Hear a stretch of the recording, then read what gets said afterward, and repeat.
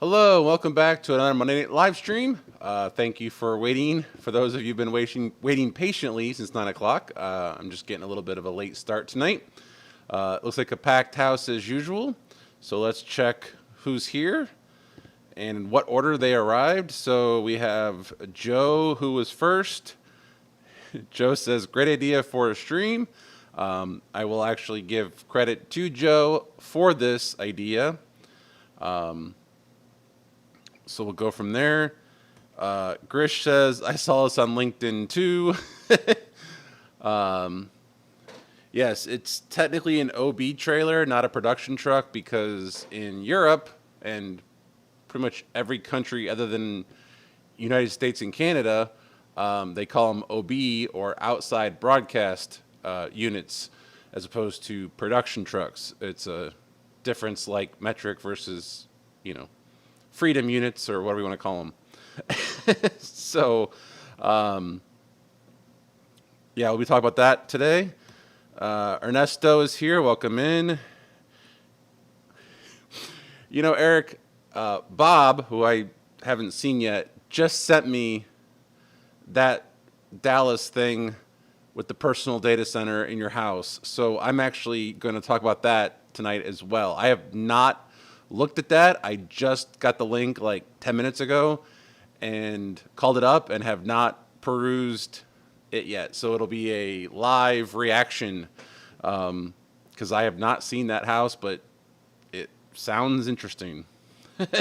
So we'll go through that together tonight. Tony is here. Glad to see Tony. Tony is looking forward to this. Please hold. Yeah, like I said, I was starting a little bit late. Toro is here. Welcome in, Toro. Nils is back. Welcome back. Hank, stop and think, is in the house. Nils says, big rigs tonight. Yeah, we actually, we talked about, I believe I did a whole stream on production trucks at one point, but so this might be a recap or familiar to some of you, but probably brand new to some of you other ones. And I'm curious to see how the stream does tonight, because some of my streams have not been doing very good when it comes to TV. Speaking of numbers and where we are, I know that is a thing that I usually do at the start of every stream. So we are currently at 1,598 subscribers. We are at 2,909 watch hours, and that is data as of June 12th. And so I did upload a video at the end of last week, a snippet from the last live stream, how I almost died during breaking news. That is doing well. It has 117 views and is trending better than most of my other videos. It has gotten 57 more views than usual, 4 hours of watch time, which is 1 hour more than usual, which is good, but no subscribers, but that's okay. So yeah, so that's where we stand as of now on the numbers. So let's see what you guys are saying. Eric says, can hear you and see you. Everyone says hello. Yes, I believe YouTube no longer considers 720 to be HD. I believe they consider it to be SD now.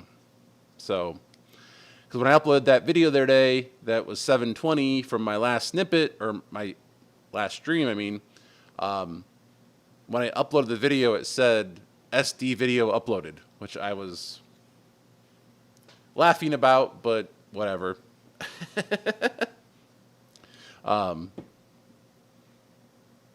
You all know me. I did not upload a snippet 3 times. I uploaded it twice.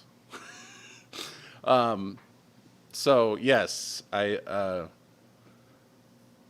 did upload the snippet once and the audio sync was wrong, so I had to upload it again. Michael says, if I build a production truck, how do I transport it to the Bahamas? Michael is in the Bahamas doing a production right now, or was in Bahamas. I'm not 100% sure. But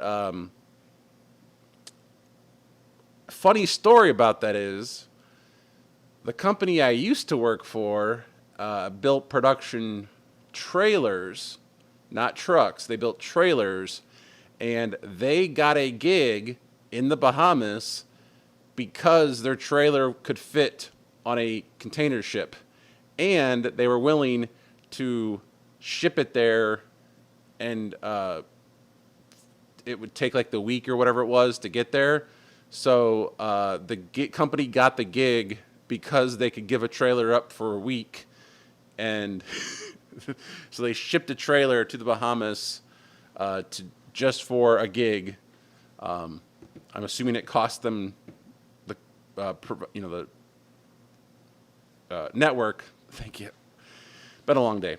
I assume it cost the network quite a penny, but yeah, that's how a company, I believe, got its first big gig with a certain network that you all know, because they shipped their trailers on boats.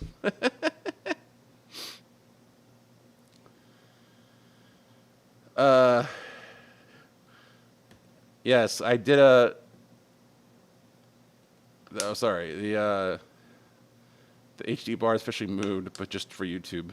Yes. Well, YouTube wants you to spend 20 megabits per second on 4K, which, and yes, I did a premiere and didn't show up. Late for my own funeral. I doubt that. So the audio desyncing issue was this. So that's interesting. I recorded that clip off of a HyperDeck onto an SD card, and the HyperDeck gets program out of my switcher. And so in theory, it was in time when it was recorded.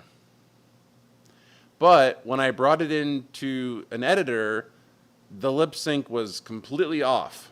Like, the audio was way ahead of the video. So I don't know where, and I don't know where that SD card is. I think I left it upstairs. So I don't know if it was the editor not liking the clip from the HyperDeck, or if the clip on the HyperDeck is wrong. I really don't know where the actual issue was. It looked okay when I was editing it, and then when I uploaded it, it was clearly not. So I had to go in and change it. So I'm guessing the HyperDeck might be wrong. I don't know. Like I said, I don't have the SD card. No, I don't think it's in there. I don't have the SD card to verify if the clip itself is correct. I probably should do that, but yeah.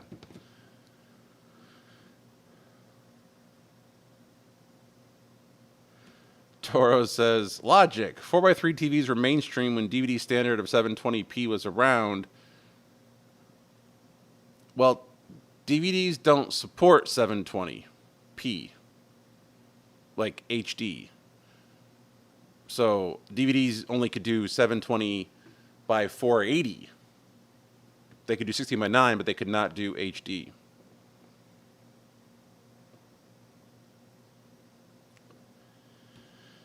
Michael says he's still in the Bahamas watching in 144p. Glad you finished your production. I will say, case in point, YouTube just told me on my phone that 9% of you watch my videos on a TV. Only 9%. And I'm guessing that's mostly Joe.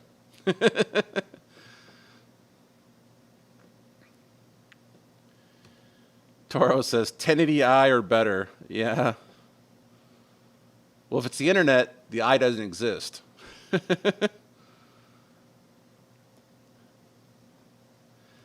Toro says, I can fit a 4K signal within 6 megahertz. You can. Uh, Hardly anyone's going to watch that signal. But yeah, I mean, there's that ATSC channel or ATSC1 channel in Utah, I think, that's doing 4K. But I don't think it has many viewers.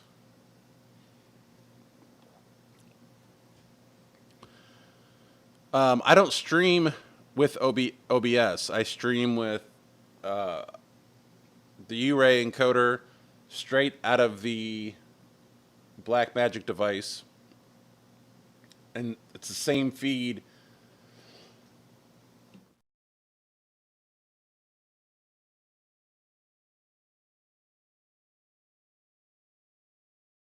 Sorry about that. Wow, that came out of nowhere. Um, wow. So, yeah, the program embedded audio goes to both the HyperDeck and goes to the streaming encoder. I don't change the delay anywhere. Um, yeah, I don't change the delay anywhere actually. So I don't insert delay at all.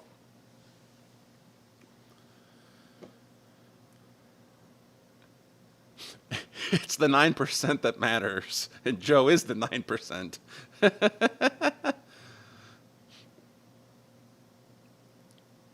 9 viewers, one is watching on TV. Yeah, that might be the case. Currently,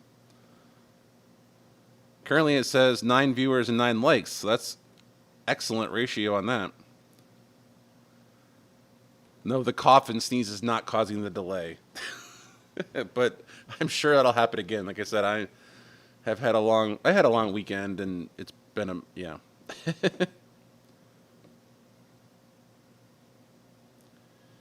Nell says, "Okay, how will this go down tonight? Does the chat just get to decide if Jay has to buy the truck at the end?" I'm gonna need a lot more donations. Like I'm gonna need a lot of donations in order to buy the truck, especially since the truck's not in America. Grish says he likes streaming from OBS. It's a cheap way to add audio effects and tuning. Yeah, it is. Um, I have thought about different ways of doing this, and I've thought about um, taking the output of this into one of my virtual machines and doing it via OBS and or FFmpeg to get rid of the hardware-based encoder, but haven't made that jump yet. Yeah, buying is step one. Getting it to the U.S. is step two. Making it U.S. compliant would be step three.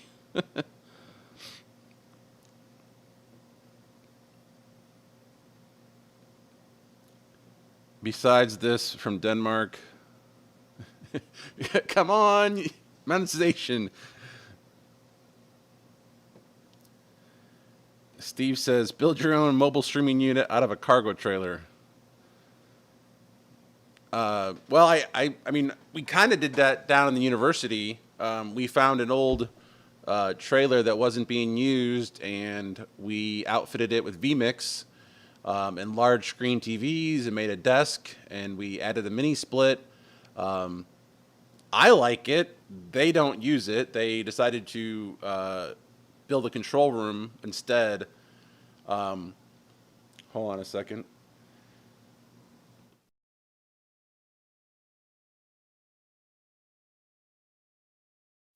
So they decide. So I guess it's story time. So when I started at the university, we had a control room, and it had standard broadcast gear across the board, everything you would typically see in a broadcast studio. It was all SD, yes, 480i, but it had HD capable wiring and an HD capable switcher. So we had kind of went down the road of HD, but not all the way there yet. And so we started doing all of our broadcasts at the university in 480. We did sports in 480. And we had put fiber in all across campus. I mean, I think when we tore it out, there was 9, 10 locations. I think there was wired for fiber. And I'm not just saying one fiber. We had run 12 strands of fiber to, I'm going to cough again. I'm sorry, guys.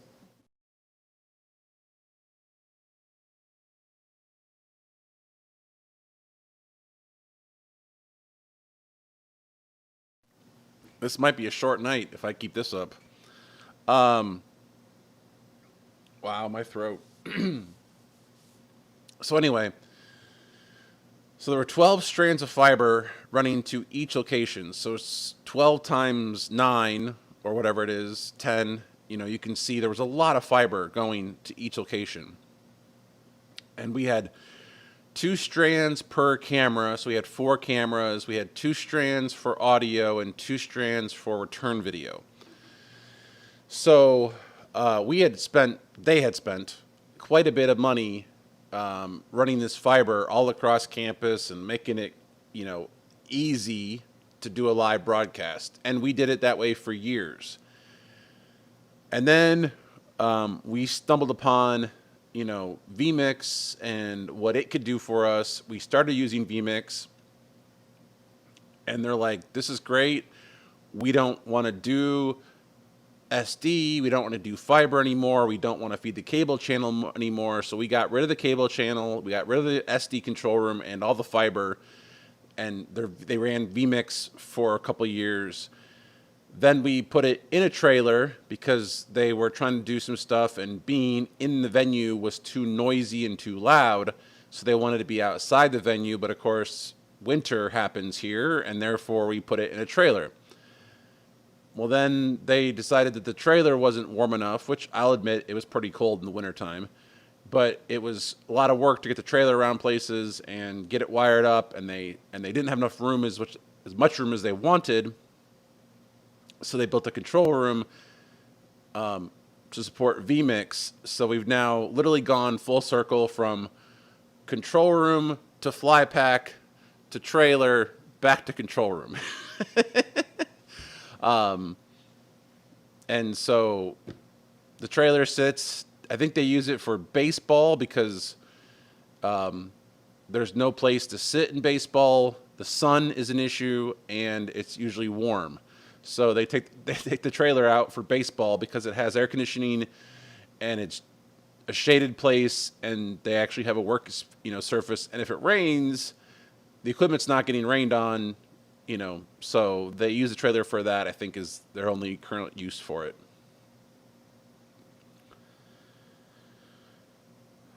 It was 12 strand. I want to say it was single mode. It was yellow. So I'm pretty sure it was single note. Install a cough button. Yes, I actually have a cough button on the Stream Deck right there in the corner. So the cough button is what kills the microphone and takes the graphic. Oh, but that still makes a No, I'm not going to do that. Definitely good to run extra fiber strands. Yeah, we ran fiber everywhere. It was great, but it was a lot of work. And the thing that really killed it was the fiber would get dirty, and it was hard to clean. And I believe, was it MX connector?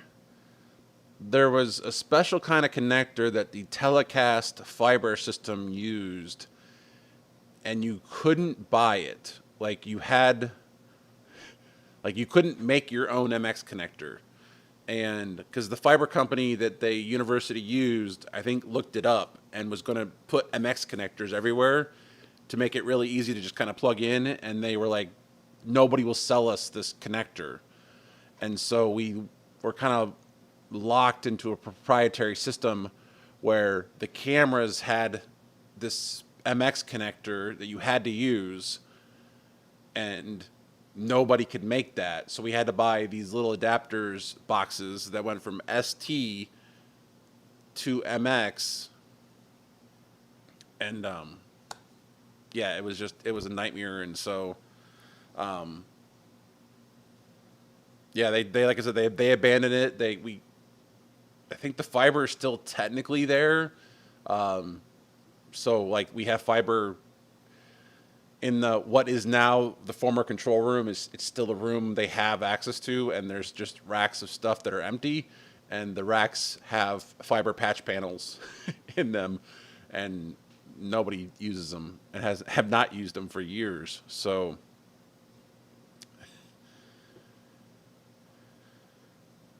yeah, I answered that question. Fiber is easily runnable in conduit. Uh, yeah, like I said, I think that's the only current use for the trailer is baseball. Um, because like I said, they don't really have a place to sit otherwise. Yes, the fiber is definitely dark.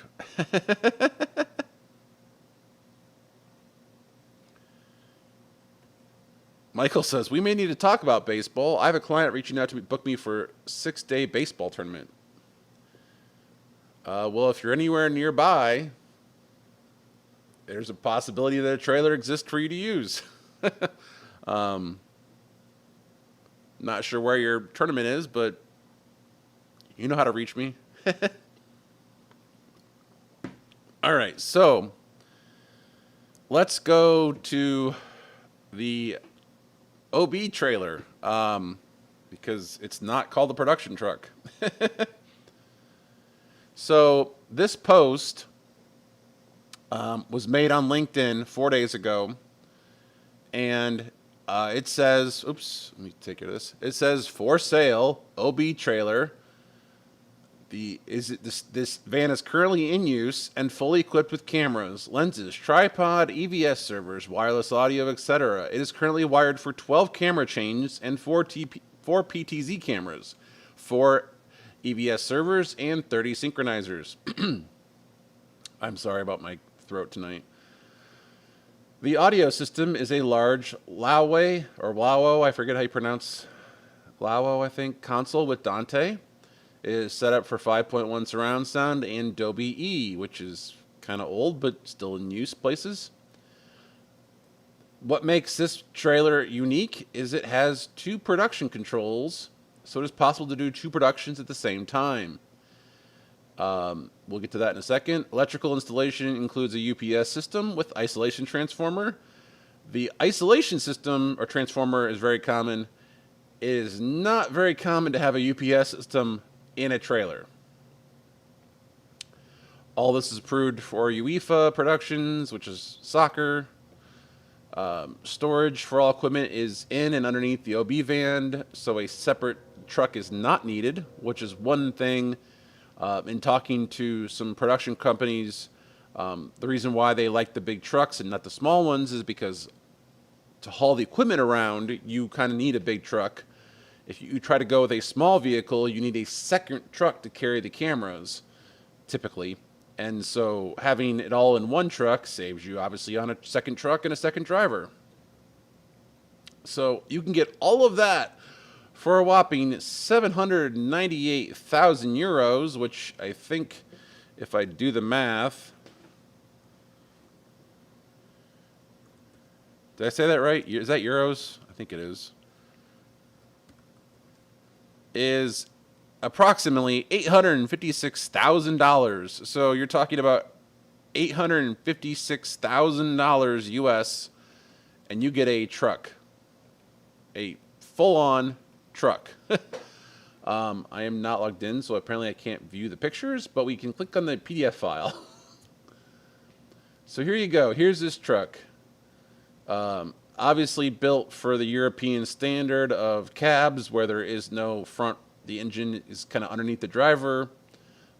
It does expand out, which is nice. I also noticed it has a little bit of overhangs on the front and back of the little platform, which is a nice touch because when you open the door, you don't want to walk out in the rain necessarily. I mean, you will be in the rain, but at least you can walk out, in theory, not get wet right away. Or if you're going from this door to this door, you, in theory, could not get wet. So this looks pretty cool. if we go look at this down here, I think I need to make this bigger so I can actually read it. I'm sitting somewhat far away from it. So the trailer was made in Germany in 2005, so it's 20 years old, but looks to be in excellent condition. I do not know what some of these things are, but obviously it's got LED lighting. It is probably the standard length, which is 14 meters. Again, I'm not sure what that is in feet, so let's look it up because Google's great. So 14 meters is 45 feet, which I'm guessing is their maximum length. In America, it's 53 feet for the trailer, and then you can add the tractor on front of that. So this is shorter than a U.S. production truck, for those keeping track.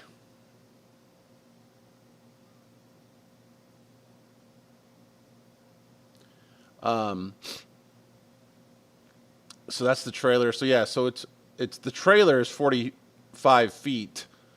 Our trailers are 53 feet. So it's 8 feet. Not a huge difference. I worked on a truck that was 43 feet, so it's basically the same length as this truck. The 10 feet you don't miss. I mean, I'm sure some productions might miss those 10 feet, but most productions are going to be completely happy in a 45-foot truck versus a 53-foot truck. You're not going to notice much of a difference.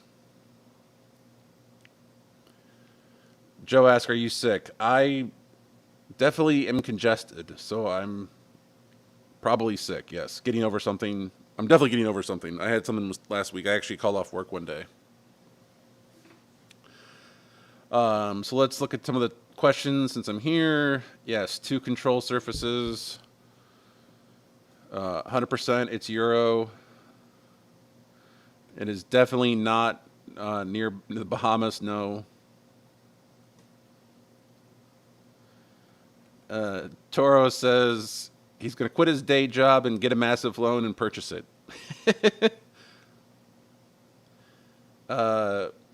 Toro, we might want to talk before you do that. Just throwing it out there.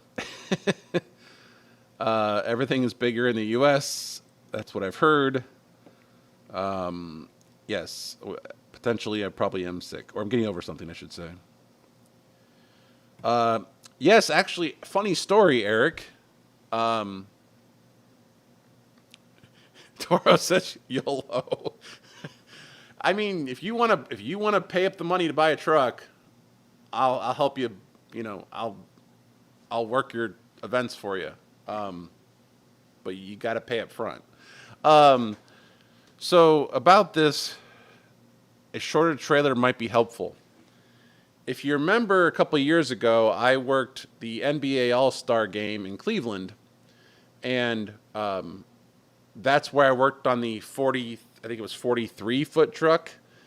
And I noticed something when I was working, that every other truck except one was from NEP, which is a big production truck company. And here I am working for Lion Video, and I'm like curious why the one truck is from Lion and the rest of them are from NEP.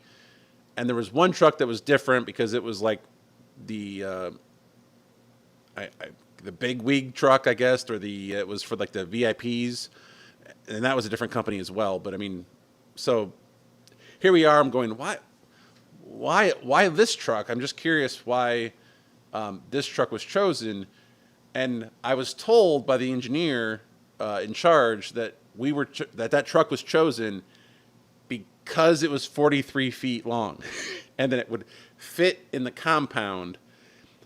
And that made a lot of sense to me because as I walked out the one door, you literally walked into the fence at the edge of the compound. So there literally was no room left at the back of the truck before the fence of the compound was there. Like, so you literally couldn't put a 44-foot truck in because you would be in the fence. So that actually literally is the case about why that truck was chosen. Lion had other trucks there too that were inside and whatnot. So it wasn't just that, but that particular truck was chosen because it could fit in the TV compound.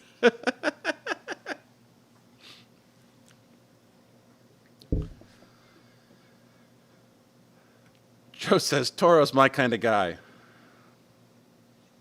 Yeah, I mean, if Toro, Joe runs a production company in Connecticut, so if you were to buy a truck, maybe Joe could be a client and you could team up and do some events that way.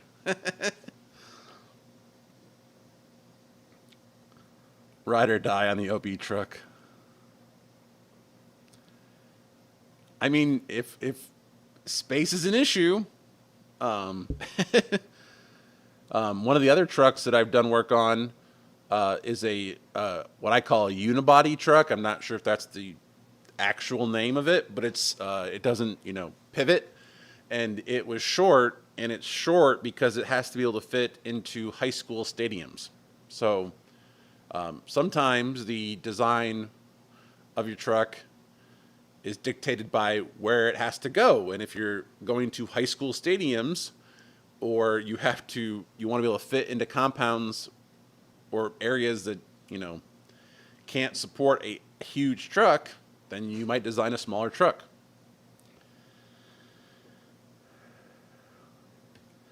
Well, I thought you would probably be the EIC on some events.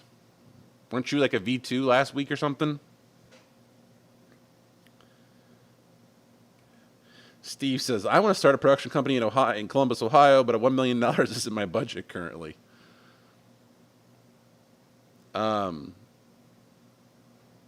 There is a truck company in Columbus. I do happen to know who that is. Actually, there's two production companies. One's Lion, and one is a small kind of independent guy.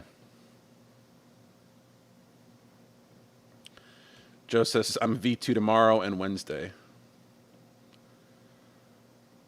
I just got asked to be A1 for football this fall for 6 games. I have not responded yet, but I just got asked to do audio for 6 high school games.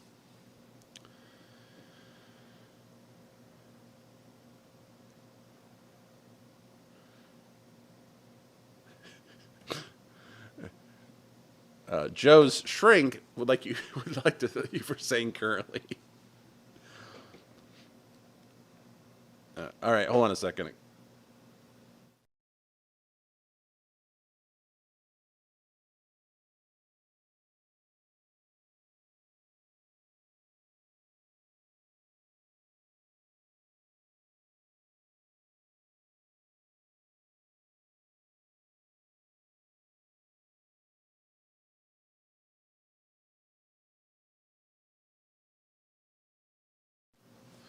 Alrighty, sorry about that. Like I said, I'm obviously fighting something. It might be allergies too. I think with the allergies and the cottonwood that's out there, it is bad.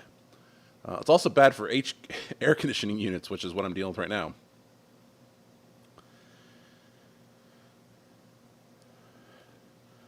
I think Buckeye Production Truck would be a good idea for a company name. I don't believe it currently exists. Not Buckeye Productions. I shouldn't say that. They're probably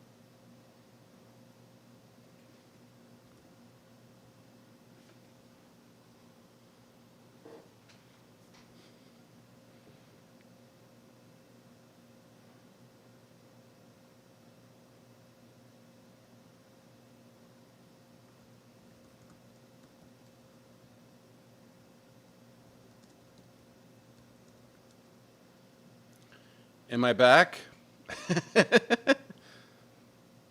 Apparently, I'm back. So that was interesting. I didn't touch anything. I'm not sure what the hell that was all about. Alrighty, gotta love the internet.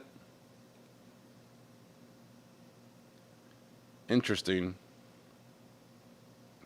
The audio is not synced anymore? Did you try refreshing the browser? Oh, never mind.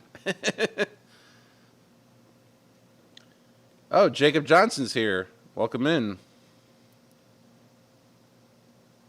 Fiber installers. Yes, so I forgot to tell you guys that. Thank you, Nils, for reminding me about that. I learned the other day that apparently we're getting fiber internet in our neighborhood. I have been asking a company to install fiber here for, I want to say, 2 or 3 years at least. And because literally like 300 feet that way is a major fiber backbone. And so I was like, there's fiber internet running through my little village. You can, tap into that. And the first couple times I emailed them, they didn't respond. Then they finally did and said, we looked into it. We're not allowed to touch that fiber, so we're not coming to your town or village. And then all of a sudden there was a Facebook post and it linked to their fiber map and it says we are on the plan for the future. According to the guy who posted it, it was 6 to 9 months until it's done. We'll see if it happens. It will be faster internet for about $20 less. So I will be happy to switch to fiber if that is truly coming to my neighborhood. We'll see. It is not AT&T or Spectrum. It's actually a local company.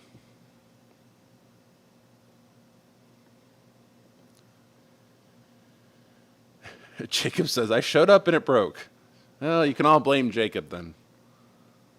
It was not the sneeze. Not AT&T or Spectrum. And yes, when I told Joe about the fiber, his first comment was, great, you can go 4K now. Which I think Toro had the same basic kind of response. No, the fiber is not bringing 1080p, but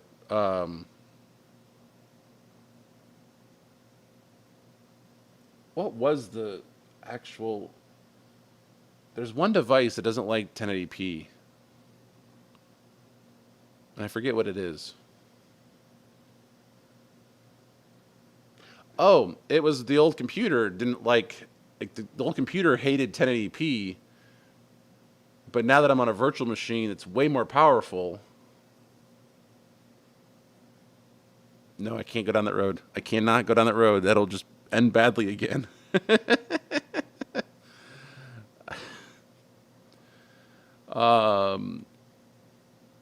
No problem, David. Glad that you made it.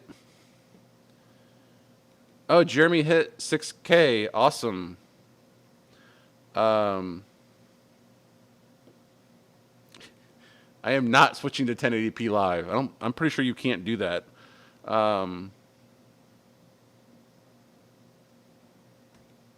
Hit me up, Toro, and I will send you the link.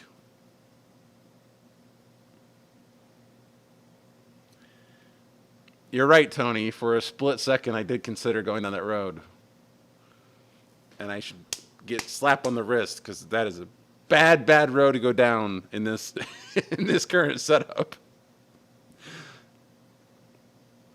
Although I'm close to being monetized, and I have a feeling my first stream that is monetized, maybe I could, buy some hardware with that. Who knows? Or if I do those 6 football games this fall, could have some money to go down that road. Who knows? Or if I save $20 a month, I can put that towards stuff.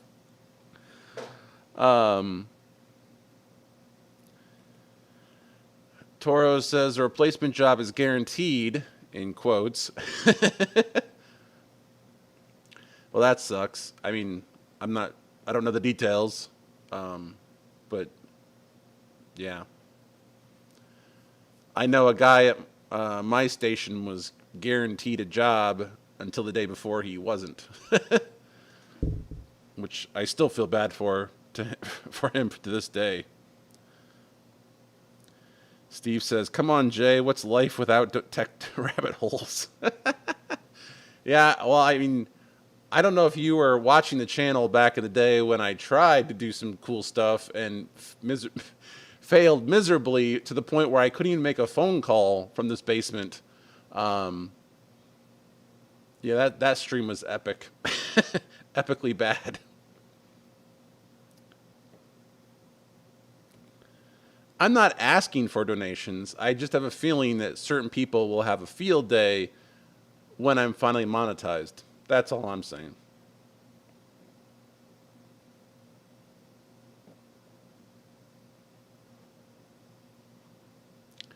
Everything you've been told has the same hallmarks. That is, yeah. That sucks. I'm sorry to hear that. I can only send so many packets. That'd be a cool shirt idea. I can only send so many packets. Hmm.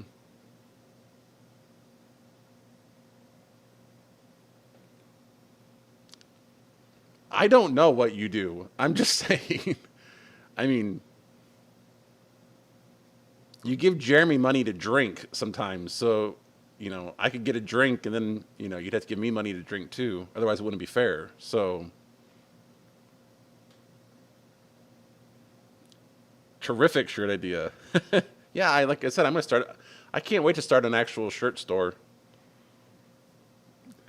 My frames aren't jumbo. That's a good one too. I like that one. Um, well, anyway, we should go back to the. Oops, wrong source. Um, so here's the trailer, which I did find. I do find that interesting. I think one of you commented on that earlier. Left-hand drive, which I'm not even sure where this actually is from. So I don't know if they drive. They must drive on the left-hand side. Oh, it's in Denmark. Duh. I didn't realize Denmark drove on the left-hand side. Anyway, so for video, which they call a video in Europe, they call it a mixer. Here we call it a switcher. A mixer is for audio. So here, it's a Grass Valley Cayenne. It's a 3.5 ME. I'm not entirely sure what a half ME is. In my world, a half ME would be like a preview program bus, dedicated preview program bus. I can't see a very good picture of that frame, so I don't really know if it has a dedicated program and preview bus, but I'm guessing it does. 3ME actually seems pretty low for a switcher, like in a production truck. Usually they have more than 3, like as in 8 on the big trucks. But again, this is not necessarily a big truck, in my opinion.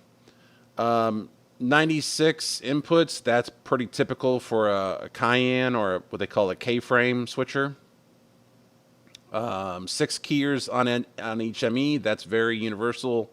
When it comes to the K series line, I think they all have 6 keyers.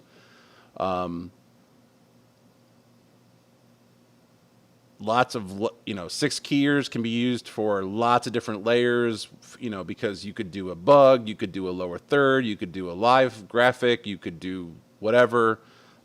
So lots of different keyers.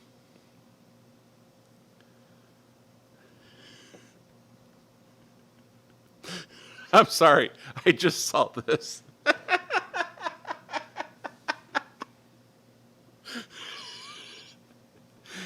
I'm just thinking back to the time my wife sang that song as part of this stream. Oh, that's funny.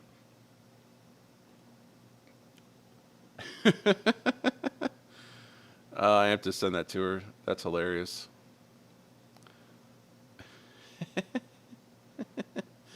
My thing's not working great. Awesome. Sorry.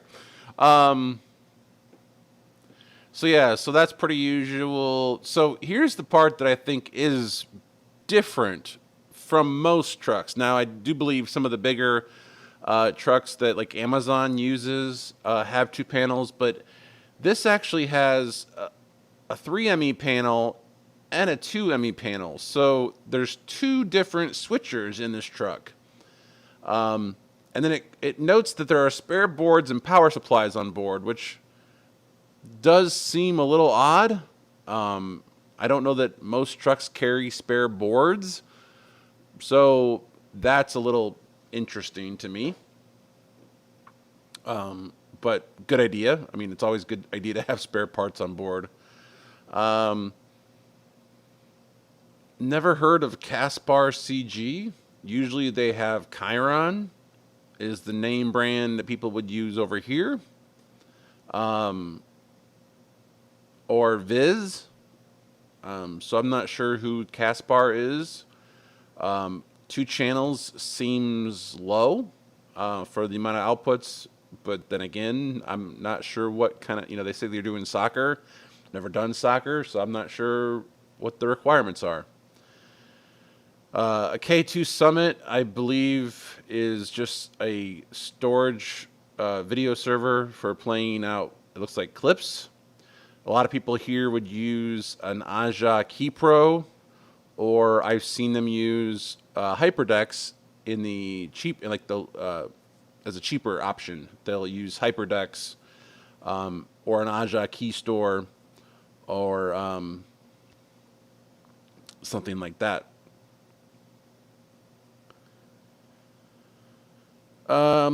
So for monitoring, you've got waveform monitors, which is typical. You've got a nice big 20-inch. You got four of these big 20-inch monitors. I don't know what an OC is. Marshall makes a lot of viewing products and audio products. So they use the Harris multi-viewer. So 12 in, 2 out. So this is definitely not standard here. I mean, it's one way to do it, and it's probably the cheaper way to do it. But this limits you kind of on what you can route where, and requires a lot more distribution in terms of the router, because you've got to route sources into these, and it is possible that this multi-viewer, and this one all needs the same source. So now you're tying up 3 outputs on your router to feed 3 different multi-viewers. How we used to do it at the station was our multi-viewer card was built into the router, and therefore it didn't tie up anything extra, and it was literally kind of limitless on what we could route where. I'm not saying this is bad. It's just a different way of doing it, and my guess is, based on the price, that this is how they got the price down to below $1 million. Because if you were including this in your router, then your router becomes more expensive, and generally speaking, in a truck, your router is probably the most expensive thing in the truck. So they use Sony monitors for their multi-viewers. They also have various other monitors for field use. So for the router, they have a Harris Platinum router, which never heard of a Harris Platinum router. I've heard of a Harris Platinum transmitter, but never a router. 224 by 256. Again, that's on the small side of what you would typically see in a production truck. Not by much, but I think that's a little bit smaller than what you would typically see here. Then they also have a separate Ross switcher with MADI, which MADI is for audio route, like embedded audio. Like you can have 16 channels of audio in one stream. They also have a Lavo, I think is how you pronounce that, audio router. Never heard of BFE, Tally, or router panels, but because usually your router system is tied, or your router panels are tied with your router manufacturer. So that's a little odd to me. Not that it's wrong. Obviously, it works for them and it's great. I'm just I'm not used to seeing this kind of stuff. Again, this is a European truck. I was going to break down a U.S. truck, but Joe suggested I do this one since it's for sale and is maybe more interesting. If you want to see me break down a U.S. production truck, we can also break that down on another stream. I'm not sure who DK Technologies is, but they have the sync generator and test generator, GPS locked, redundant with changeover. So yes, so in these trucks, every truck has redundant changeover systems so that if one sync generator fails, it just fails over to the second one. GPS locked is kind of interesting because that requires you to have a view of the sky, and most times your truck may not have a view to the sky, or if it does, it's blocked by a stadium or whatever else. So that's kind of different to see a GPS locked unit, although maybe you don't have to run it in GPS lock. I don't know.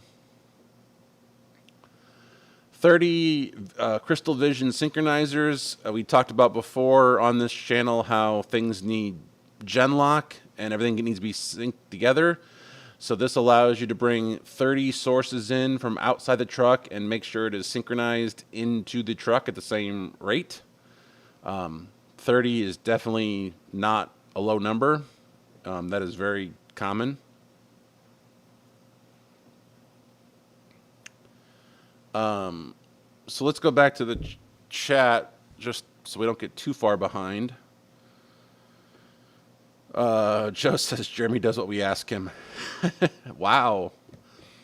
Oh,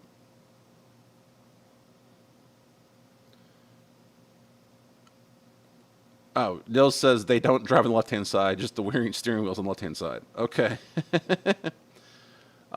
No, the interruption was definitely not speed test related because that is currently disabled. Has been for weeks. Unless it's enabled again and I just forgot about it, but I don't think that's the case, but I can check. Let me see. I have a bookmark for that. Speed test tracker.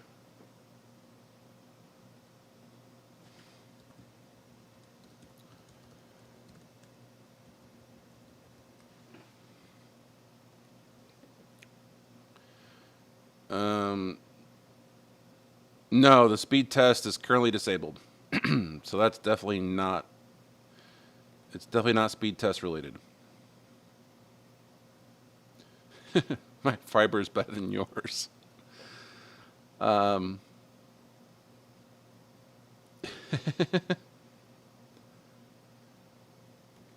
says, I will only give a $10.80 super chat. Oh, that's funny. Oh, Castbar is open source. Okay. Now that you say that, I feel like I do remember that from somewhere.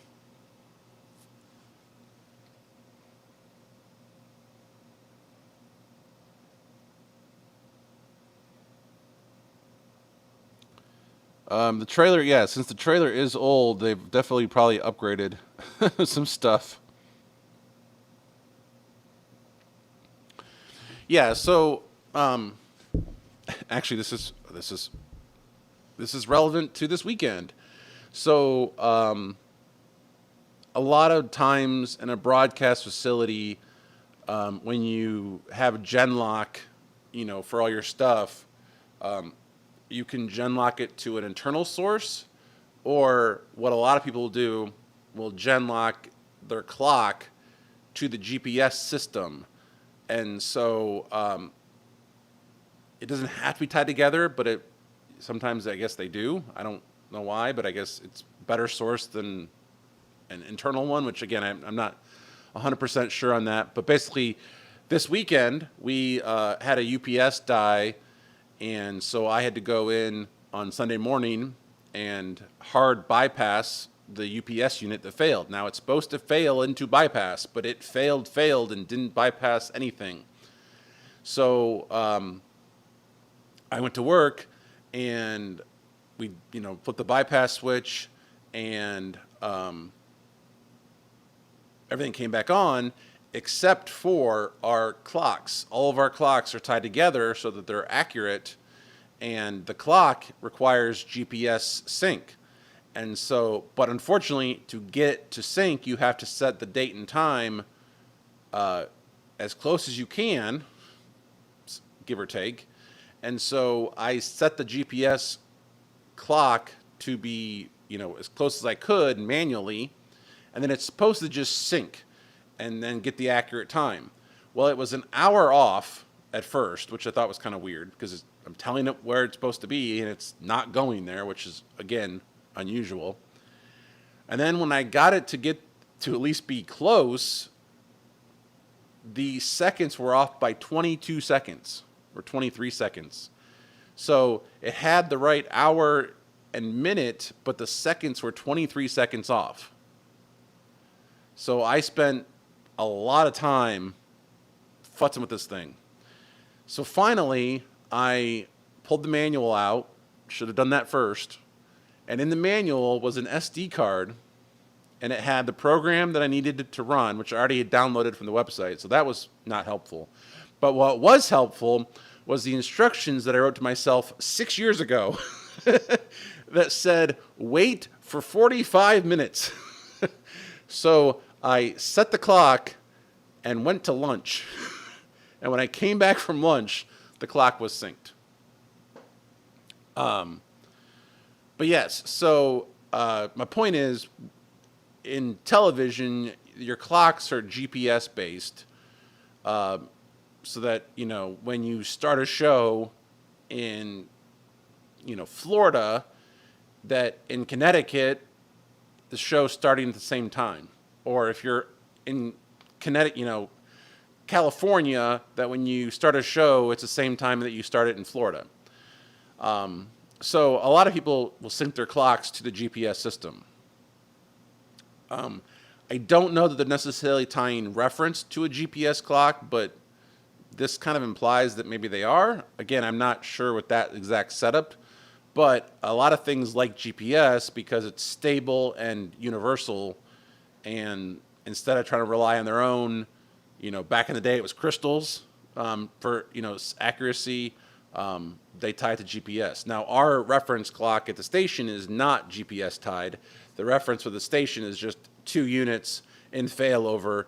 They don't care about the rest of the world, and I don't think most do. But this obviously has a GPS clock or ability to sync to a GPS in it.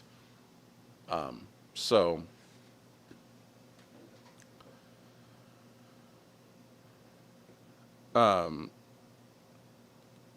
yeah, so I mean, the truck doesn't need a GPS signal, obviously, to operate, but I think that they're using it for clock data, is if I'm guessing. Yeah, so I know NTP servers get it from GPS. I know I saw somebody build a unit or a adapter to bring GPS data into pfSense so that you could basically sync. pfSense could be an NTP server with GPS data. I saw some guy do that. Not quite sure why you need that much, that accurate of time on a router, but maybe there's an application for it. I don't know.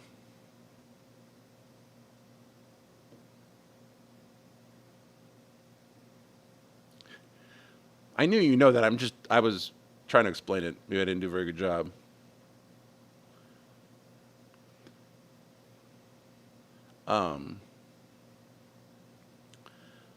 I know, like, when I did a couple of remotes, that the first thing we did in the morning, after turning everything on, was to call a number, and the National Time Institute or whatever it is, you call the number, and it tells you what time of day, day it is, and then we would sync our clock with that. I mean, that's not very accurate, So I'm guessing the GPS is used for clock data because you'd probably want a more accurate signal than just calling a phone number and hitting go when it said, 3, 2, 1. So I'm assuming it's clock related. Hopefully they hold out. I'm just going to leave it there. I don't want to go in for any heat related issues. Yes, and so Nils brings up a good point. Now with 2110 and Dante and all that stuff, they need a very accurate clock signal. So they could be using GPS to generate a clock for their audio since they use Dante. And if they're using MADI and other audio formats, the one thing that could tie them all together would be a GPS clock. Because if they, if this brand, and this brand, both need reference, then maybe they use GPS for that. Could be. Again, I'm not familiar with it, but I'm guessing could be related to that. Is definitely one of those things where I don't know the actual answer. I'm just guessing. Yeah, when I found the note, I was like, I opened up the SD card on my laptop and I was like, oh, it says instructions.txt. What could this possibly be? Opened it, do this, and this is wait for 45 minutes. I was like, oh, I was like, damn it, now I remember this. I should have done that before. But again, it was like 6 years ago and I had forgot. But obviously I was smart enough back then to write myself notes. I just wish I would have referenced them a lot sooner. Yeah, the time doesn't matter. It's just you need a clock source. So the time of day doesn't matter in Dante or 2110, I don't think. So you just need a source that's good. Usually that source is internal, but it could also be that if you're tying your video, in some of these productions, there's 7 or 8 trucks. It could be that the GPS lock is used so that they're all on the same reference. I don't know if that's a thing. That's a, production way above what I typically would do. But it's possible they're using GPS clock to sync across trucks. And that would make a lot of sense to me.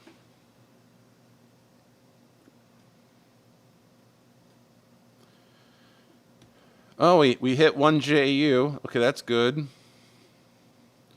Toro says, I have a Stratum 2 server on my home lab synced from GPS. Well, that's pretty cool.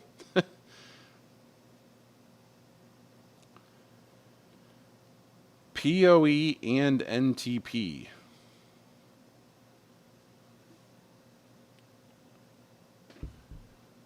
We can't make time, but we have time.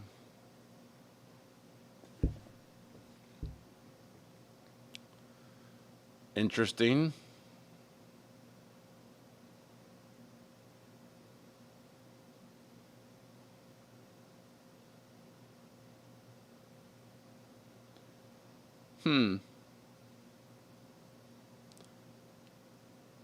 Interesting.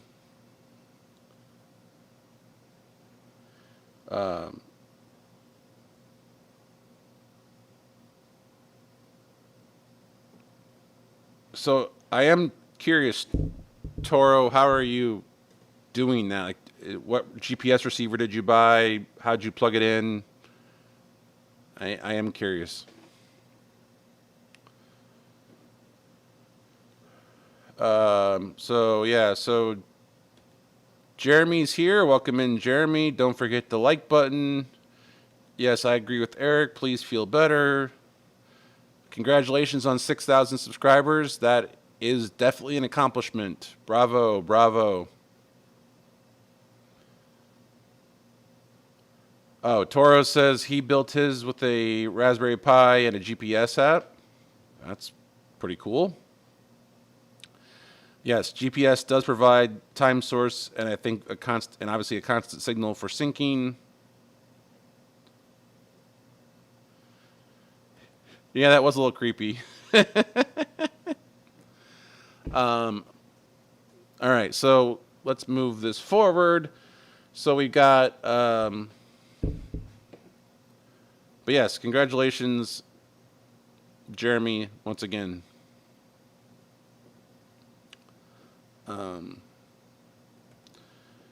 So we got synchronizers, which was, again, I want to say is probably related to the GPS system. We got embedders. 14 embedders seems kind of low, but again, I'm not quite sure what you're doing, so that might be enough. So you got 3 synchronizers with Dolby E, and Dolby E is a whole different topic, but basically Dolby E allows you to send audio down a stereo pair, and I mean not just audio. You can send surround sound like 5.1 audio down.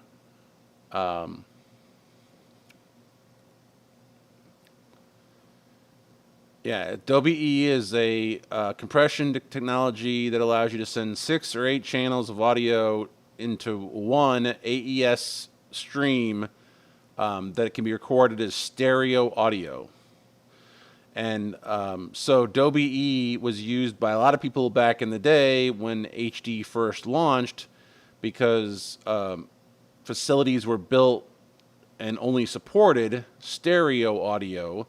So this was a way to squeeze 5.1 audio into a stereo facility. And when uplinked to affiliates, they could basically use the stereo pairs on a satellite receiver and then decode the audio externally, and you didn't have to buy the license or the upgraded receivers because you could just take the audio out of your standard receiver, run it through a Dolby E decoder, and now all of a sudden you had 5.1 audio, and you didn't have to buy a new satellite encoder or satellite decoder. So this was used by a lot of networks to distribute audio back in the day. Because SDI does 16 channels of audio, and these days things are IP based, this is pretty much gone. I have not run into this in years. But oddly enough, I was just reading about soccer, and apparently soccer does still use Dolby E because they want to distribute it worldwide, and so they put Dolby E audio onto a stereo pair of an 8-channel feed, I think, is what I was reading. So, yeah, apparently that's still a thing. So let's look at some of these pictures. Here's the main control room. Based on the larger switcher and the multi-viewers and whatnot, this looks like to be the main control room. Then this would be the small control room. This would be for the second production. And notice there's a small audio mixer, a small switcher, and even an own, like a replay machine. So in a lot of these productions, you have the home and away team. Each have their own broadcast, but they share cameras. So the home team would probably have the big control room and have access to, all kinds of other feeds like a pre-show and a post-show and a halftime show or whatever. And then the away broadcast is literally only doing the game portion. And for most of the cameras, they're going to just share whatever they're given from the home team. But they may add a camera or two for like their own reporter, or maybe a cover camera where one camera looks at their players only. Or if their people are on site, maybe they have their own talent. So the away team doesn't need as many things. They don't get as many things as the home team would. So that's why some of these, home, away. A lot of times in baseball here in America, you'll see this in 2 different trucks. So you'll see the A unit or the big truck have a setup like this, and then there'll be a special B unit that is a much simpler truck. It is separate, but it is still tied in with the first truck. This is literally in the same truck, which I find interesting, but also very creative. I mean, it's a lot easier to roll one truck than it is two trucks, and so if you can accomplish this all in one truck, more power to you. So basically, EVS is what is used to replay. Here you can see this is replay. EVS X2 is the standard for replay.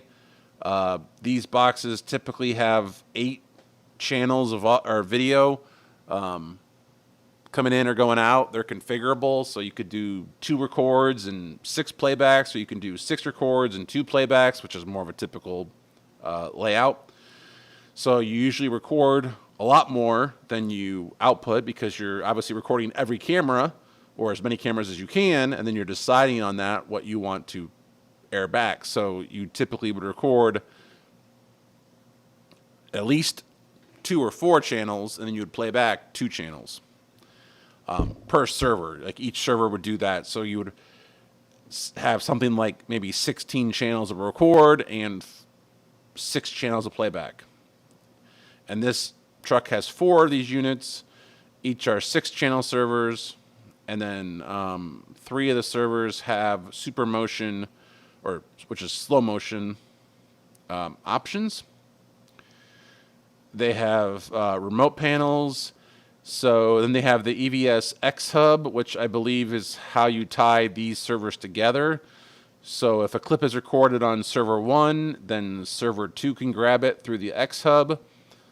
And then you have X Files, which is how I believe how you bring video into them. So someone walks up with a thumb drive and says, here's a clip I want you to play. You bring it into the X File. The X File transcodes it to its format and then puts them on the server. So this is EVS has a whole network of things. But EVS is definitely the standard when it comes to replay. Grass Valley has Dreamcatcher, I believe it's called Dreamcatcher. That is definitely used out there, but it's not as common as EVS. And so here's a picture of the control room. So you have what we could call the P1 bench or the front bench on the left-hand side. Looks like you have replay on the right-hand side. Usually these are not in the same room, but on this truck it is. And obviously this is in the expando part. So the part that slides out is this replay section. Cameras, Grass Valley, very typical camera to be used. So you've got your super slow-mo cameras, you've got fiber base stations, viewfinders, control panels. Not sure what all this stuff is. SMPTE fiber, very common. SMPTE fiber is 2 fiber conductors and 2 power conductors in one cable. It is a lot lighter than the old Triax, which is coax, basically inside of a coax connector. So it's like coax inside of coax, very heavy stuff. SMPTE fiber is definitely the way to go if you're billing out stuff. Most stadiums, I think, have SMPTE fiber now. Marshall cameras. Marshall makes monitoring gear. They also make cameras. They're very popular. Canon makes lenses. Very, very universal Canon lenses. Ikegami is also a company you'll see with lenses.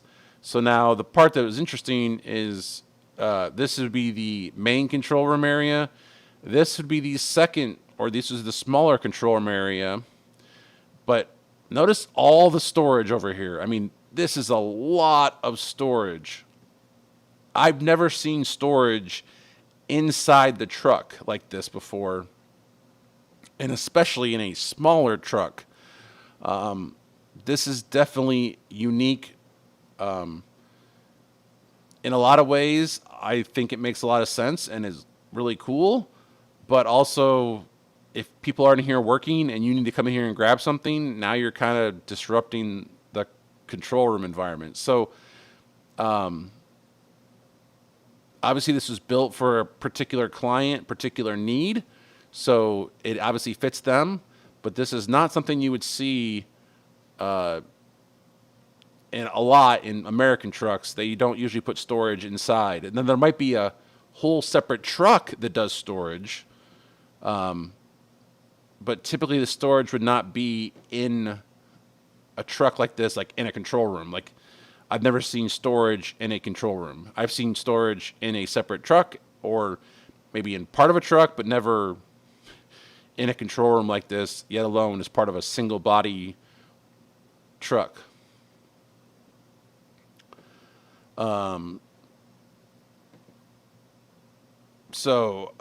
Tripods, Vinton makes a lot of tripods. That's very common. Schachtler, I think is how you pronounce it. They make tripods, but they're not as common. Vinton is, I guess, would be your standard name, if you will, for tripods. Computer equipment. Not sure. I don't know what this KVM system is, but it's a large redundant system, it says, so that's great. Our KVM system just died, so I got to figure out a replacement for that. TP-Link switches, I would definitely not trust, so I'm surprised that they do. But I've seen TP-Link switches. I've seen Fiber Store or FS Store, switches. I've seen Ubiquiti switches used. I'm not sure I would trust Linksys either, so not sure about this. Brother Printer probably is good. And I was looking for, I wanted to look up something real quick. Does it actually say? No, it doesn't. I thought this was interesting. That to me looks like a coffee maker. I think that literally is like a coffee maker or something. To me, it looks like a coffee maker. And this is a huge thing of storage. So if that's a coffee maker, it doesn't say it has a coffee maker, but that sure looks like a coffee maker to me.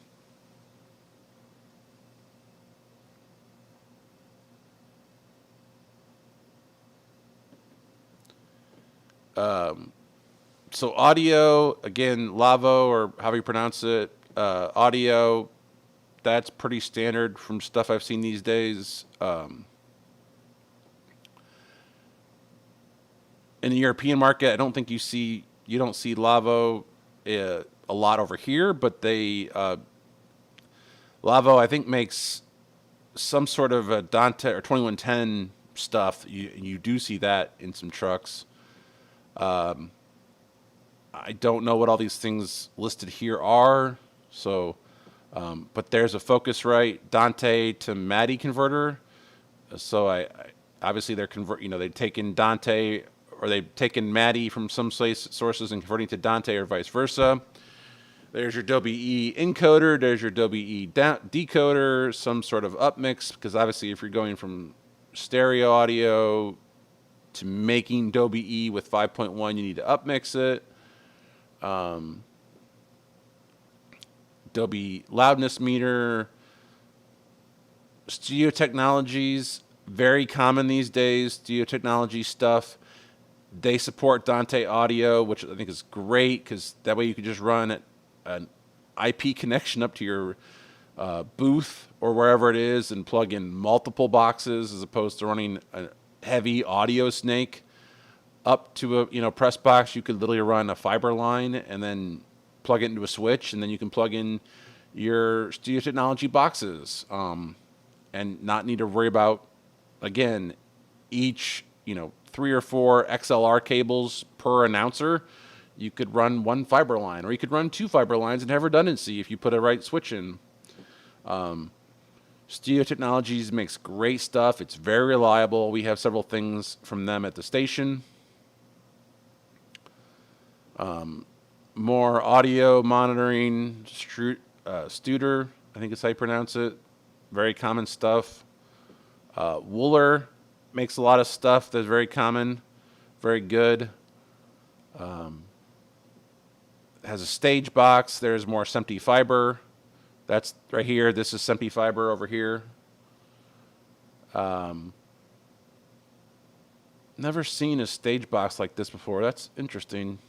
But obviously, again, I just talking about primary and backup networks. Here's your Dante primary and backup networks. This box has fiber and power for the PTZ cameras. That's pretty cool. I've never seen this before, but that's pretty cool stuff. It looks like they put together a cool little package.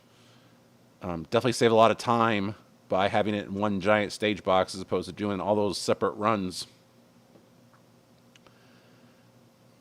I have never heard of this wireless microphone company before, so that's interesting. The pictures, this looks like to be, this is obviously video control. So this is where your V1 and V2 person would sit, running camera shading. Lots of cameras. Like I said, I think it was 12 or 18 cameras. Looks like 12. Usually you would not have one person running all 12 cameras. Usually you would split that up to have a V1 on your main 6 cameras, and then a V2 would run your other 6 cameras. And then there'd be a gap usually. I don't know why this would all be tied together. Again, this might be for one person to run most of these cameras, or maybe this person runs, looks like the PTZ and some camera shading. I'm not sure. But yeah, this would definitely be camera shading.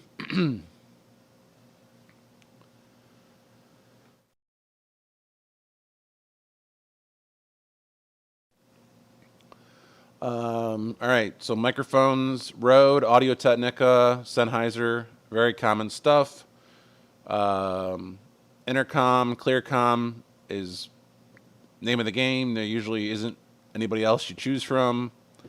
I'm not saying you can't, but that's usually not what you do. SMPTE fiber cables, all kinds of stuff. So here's the thing too I thought was interesting. These are motorized drums right here. So their fiber cables are on motorized drums that coil the cables up. I have never seen that before. That is very interesting to me. I see pros, I see cons. I don't know. I mean, that just, yeah, it seems interesting. I'm not sure how the cameras, like the cables plug in. So like, I have questions, but I'm guessing these short SMPTE cables are what plug into the drums. Again, very interesting design. I'm not going to knock it. I'm just saying I don't know much about it. So this is definitely an interesting way to do it. As someone who did live trucks, ran live shots for years, obviously we had lots of reels, and we used reels all the time in live trucks, but they were reels you could pull out of the truck and run, and they weren't like built into the truck. And so interesting. I'm not saying it's bad. It just is interesting to me. Looks like there's some of the UPSs that they use. I'm not used to seeing UPSs in a truck either. That's not something you typically would see in a truck. Here is the storage, here's the layout showing that main control room area with the replay behind it. There was a picture of audio. Here's where audio would sit. We saw a picture of that earlier. Very common for audio to have its own door and not be tied in with the control room or any way, shape, or form, but also not uncommon to have audio be tied in where you could just walk between these two. This gives audio a little more independence, a little bit more, it's quieter, obviously. But now if if the engineer has to walk into audio to help out, they have to leave the truck. And so there are, again, pros and cons to having audio be separate. Here's that second control room with lots of storage. And then you have your video control and engineering, which was this picture. Back here, separate. That's a little uncommon. I'm not used to seeing that. Usually video is near engineering, but usually they're tied in with the control room because the engineer, goes in the control room a lot to help out or whatever it is. So this is a different design. This is obviously, I think, built for a very particular client, if I had to guess. So, yeah. So let's go back to the chat and see what people are saying. Rebecca's here. She says she wants to buy a truck. Thank you for watching whenever you get a chance to watch this. And she remembers Adobe E. Yeah, all the networks, I think all the networks did Adobe E for a while. Can you talk about pool feeds? Ran into that with a venue indirectly. What about pool feeds? Like what they are and how they typically are done? Or I guess I'm curious what you want to know about pool feeds. TP-Link switches, that's why they need redundancy. Yeah. Yeah, if the KVM is IP based, maybe that's why. A coffee maker is a must. As long as it makes iced coffee, because I can't stand hot coffee, but an iced coffee with lots of cream and sugar, I will drink that all day long. But I can't stand hot coffee. Does it say how many miles on the truck? So Nils answers that question. Yeah, there are a lot of cons to those motor. That's kind of what I was thinking too. I'm not a big fan of that, but again, I've never used it, so maybe there's some pros there. I don't know.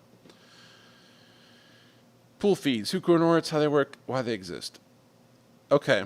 A lot depends on what you're doing, but pool feeds are typically done like in a news environment. So let's just go presidential election. So because the presidents make a lot of stops, the networks have come together and created the pool service or the pool feeds. So let's just say the first stop of the day would be ABC. So ABC sends a crew in and they get the prime location, the best spot to shoot the speaker, president, vice president, whoever it is. Dead center, potentially on their own platform.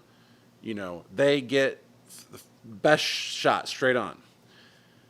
And they are paid for by like their ABC employees, but they are working as the pool, which means they don't wear, I guess I shouldn't say they don't wear.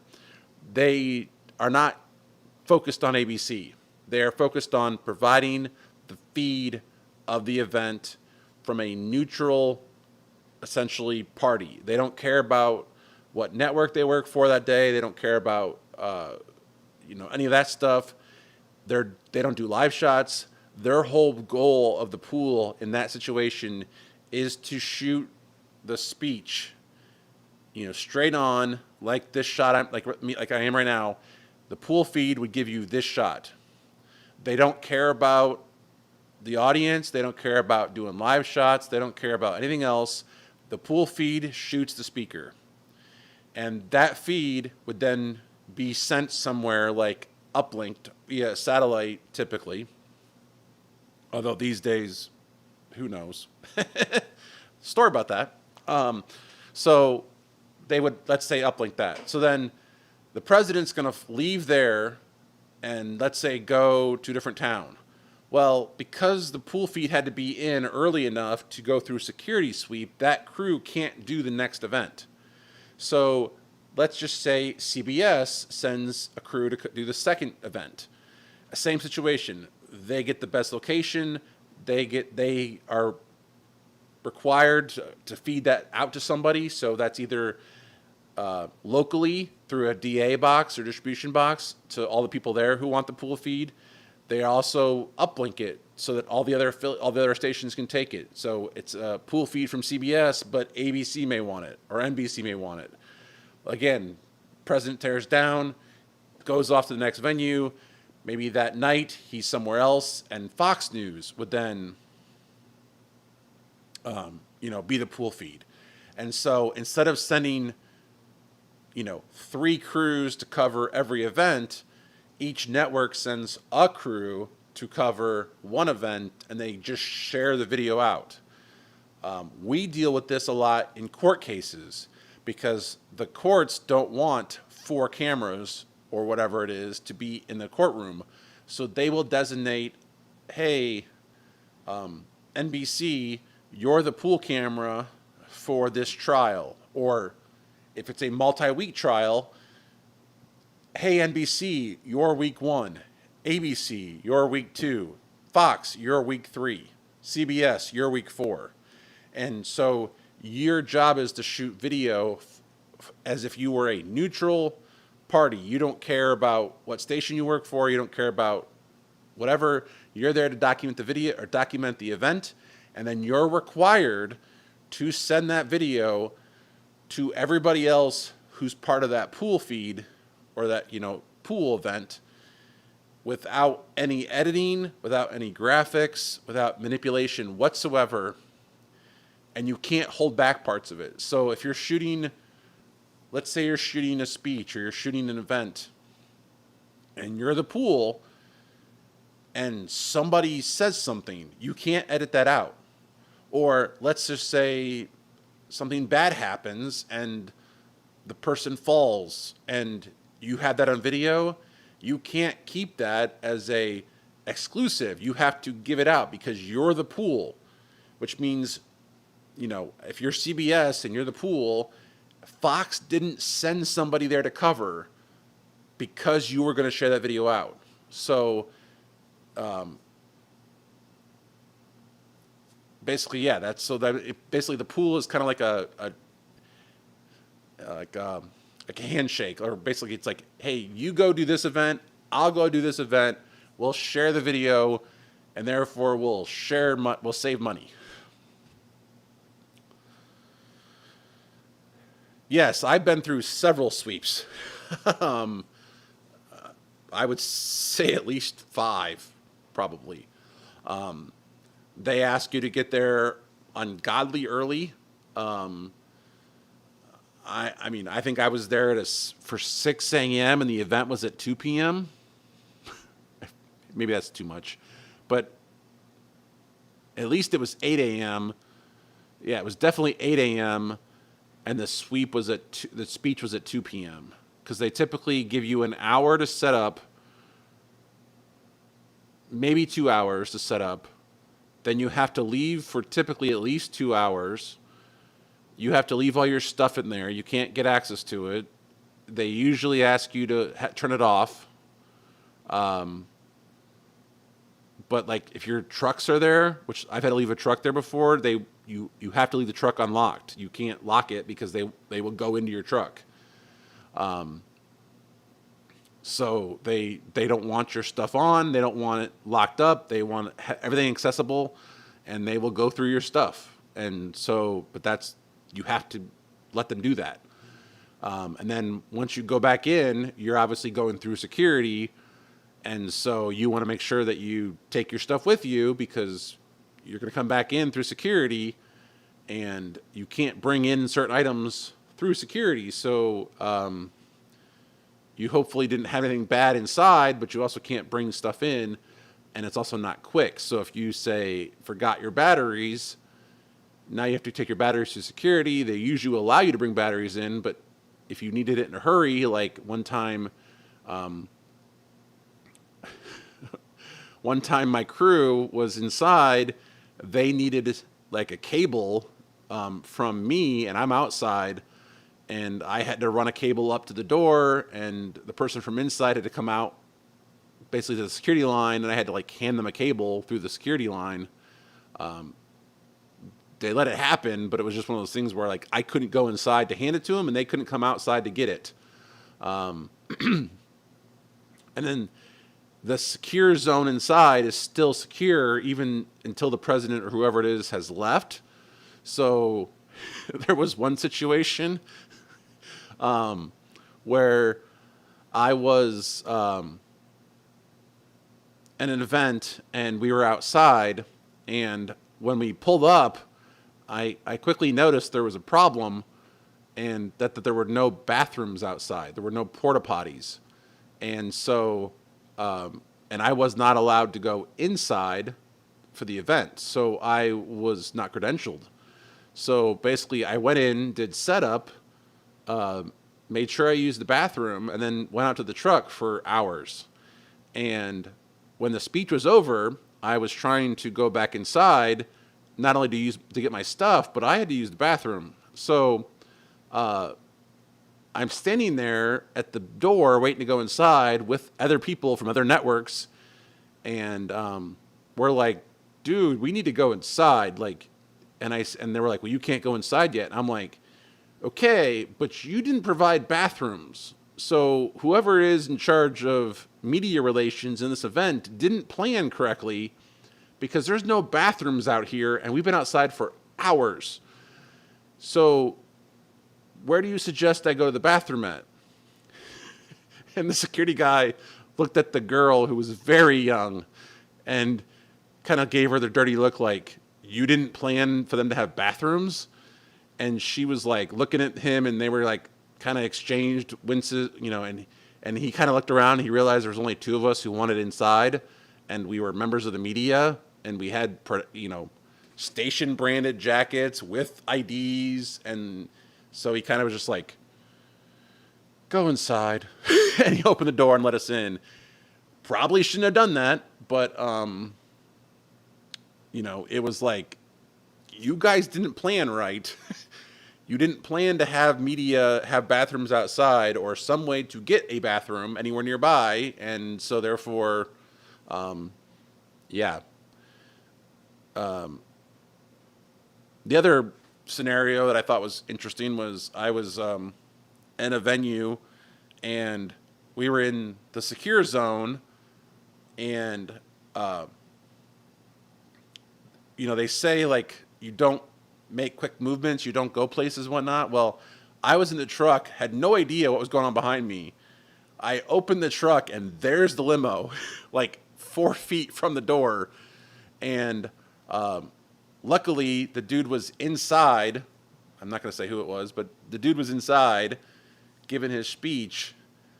But had I opened up the door when he was outside, I probably would have been tackled. Like, it would not been a good day for me.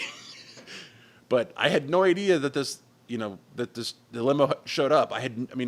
They showed up quietly. I was not even paying attention. And of course the truck, makes a lot of noise. There's stuff going on inside. I think it was on the phone. And I opened the door, and there's the freaking limo, like right 4 feet from me. And I'm like, holy crap. This is, I have no idea you were out here.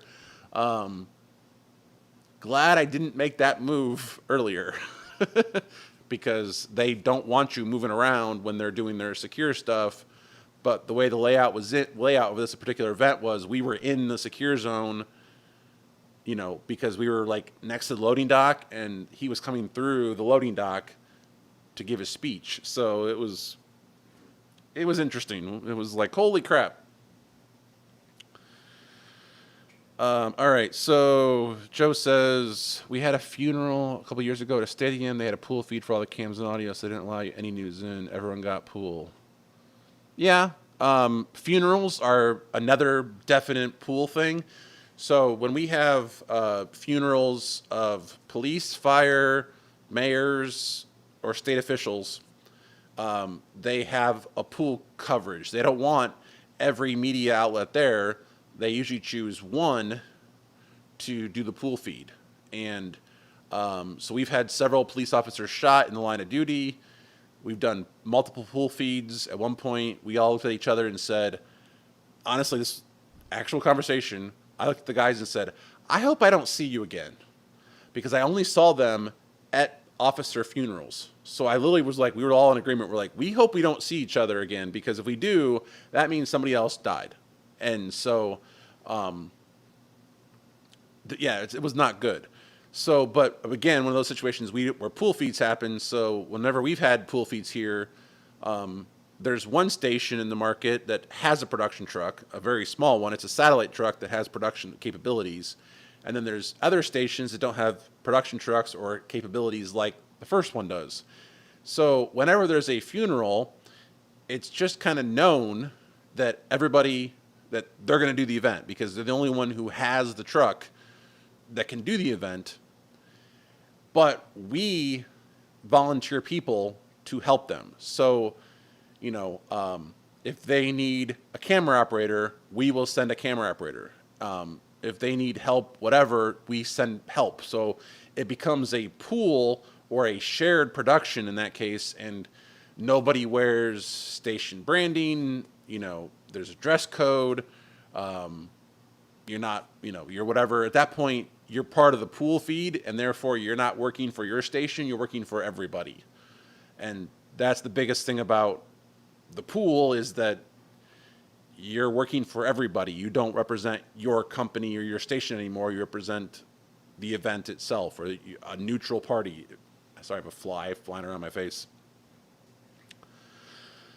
So like for funerals, there's usually one pool feed, and then that's uplinked to everybody. So like, in the case that I'm referring to, the other station did the production. They also uplinked it to everybody. So a funny story about that was, one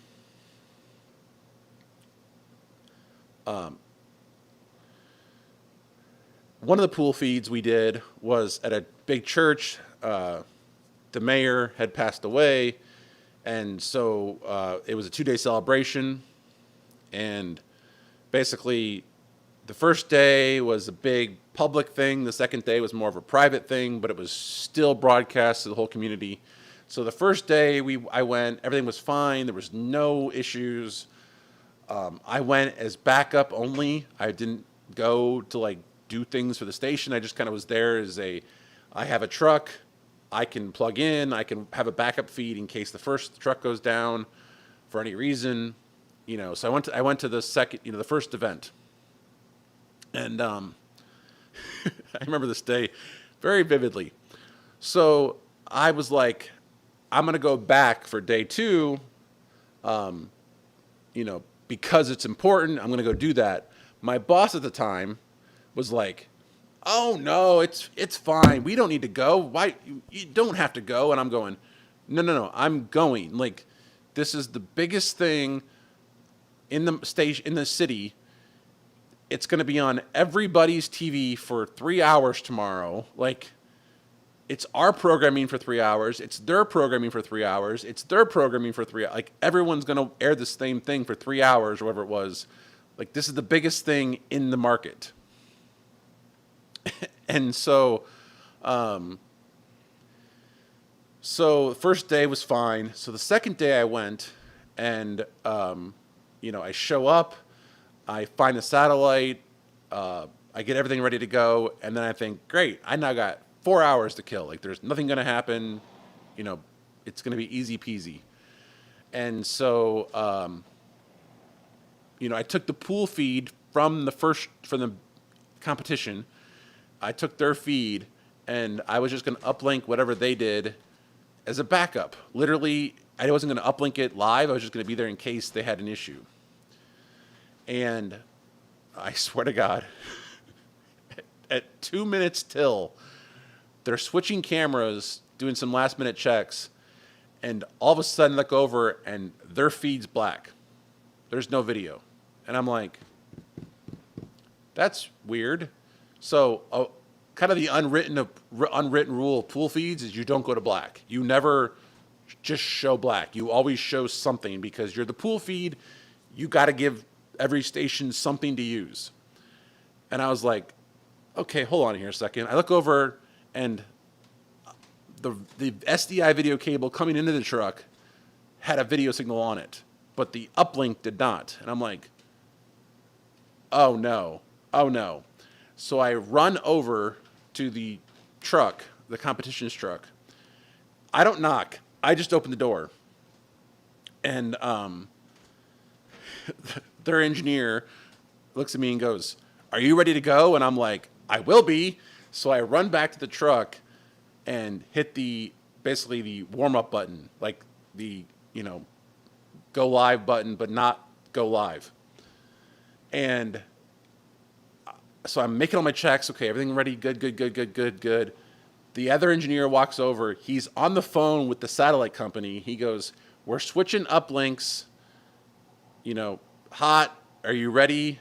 And he looks at me and he goes, "Are you ready?" And I said, "Yeah." He goes, "Go." And so I like, okay. So I push the button. I'm now transmitting live on the satellite. He tells me to up the power or whatever it is. We do the whole thing like a satellite talk through. And he goes, "All right, we're good." And he walks away. And I'm like, okay, what happened? I'm now live. I'm now feeding everybody. So the whole city plus people across the state. And I'm like, wait, what is going on? So we now, I take a second. So then after and like this is literally like the service is starting. Like I went live and then like 30 seconds later they played the music to start the whole ceremony. So, I mean, I kid you not, it was that tight of a window. And so after a little bit, I like walk over to the truck, or he came back over to my truck. I forget how that was. And I'm like, what the hell happened? Like, you were fine for 30 minutes. What the hell happened? And I kid you not, the answer was that one of the cameras was set for 1080p and they were a 720p production. Or no, sorry. They're 1080i. Yeah, they're 1080i they're 1080i, long story, but they broadcast at 720p, but they do news in 1080i. And so one of their cameras was set for 1080p, and when they took that camera, the encoder flaked out, and it didn't like the signal, and it just stopped passing video. My encoder, or the video path that I was looking at, never saw that 1080p video, and so therefore I could uplink it at 1080i without any problems. Pretty sure it was 1080i. Either way. So I was fine, but his encoder didn't like it because the one camera was set up wrong. And so the 1080p camera broke his encoder, which almost took off the funeral for all of the city. So yeah. So who makes the pool rules? The people involved in the pool. If it's a presidential thing, the networks all meet and agree on the rules. If it's a local thing like the funerals we talked about, basically we defer to the competition and say, let them do it. And whoever's organizing the event says, okay, you all said let them do it. Because, again, we just have in our city, we basically just have a deal like that's who does it because that's who can do it. It's the only people who can do it. Therefore, they do it. So, Tony says good night. That was probably a while ago. Toro says night, everybody. Yes, they don't do background checks, at least that I'm aware of, but they do ask you who is coming to the event. They will credential you, and only the people on the list can go in. And so they definitely do some sort of background checks.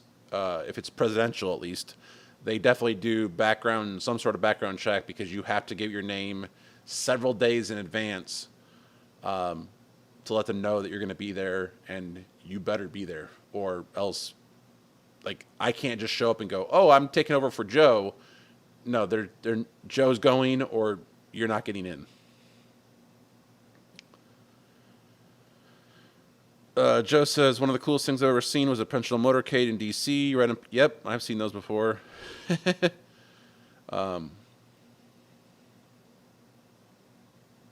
Yeah, and when they fly through DC, it's crazy how they just take over the roads and people move out of the way, and then life goes back to normal pretty quickly.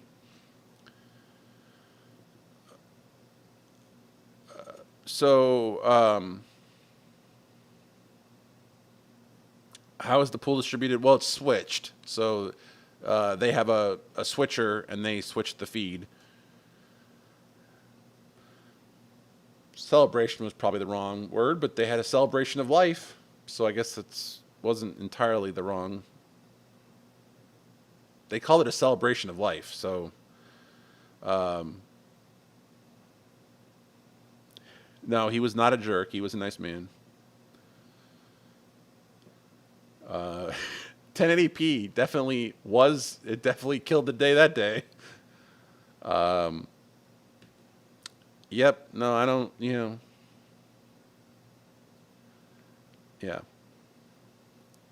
Joe says these are great stories. Need some shorts of these. I'm guessing. Yeah. I mean, I probably should have recorded those clean. Um, Maybe I have to go back and re-record them. um, I probably could include some pictures on some of these events because I take lots of pictures. So I probably have pictures to go with most of these stories. um, or what I should do is put together a story stream. I do want to do viewer mailbox stream because I am putting together that viewers emails and phone calls, and as long as I don't play the clip or mention the person's name, I think I could probably do it in generalities because some of the viewer phone calls we get are just they're amazing. Grish says fantastic stream. Just use the YouTube recording. I could. Wow, it's 7:20. Anyway, I'm going to. I just realized what time it was. I have a meeting tomorrow morning at 9 o'clock, so I need to get going. Thank you all for being here. How many of you are actually still here? I'm curious. um, Looks like I closed the stream. Well, let me open it up again because I got to get in there to end it anyway. So, oh, I should say, so there's according to this, there's 9 viewers and 14 likes, which is great. I love that. I will not be here next Monday. I will be on vacation, so I will not be here next week. Maybe I'll grab some of these snippets or stories, and who knows.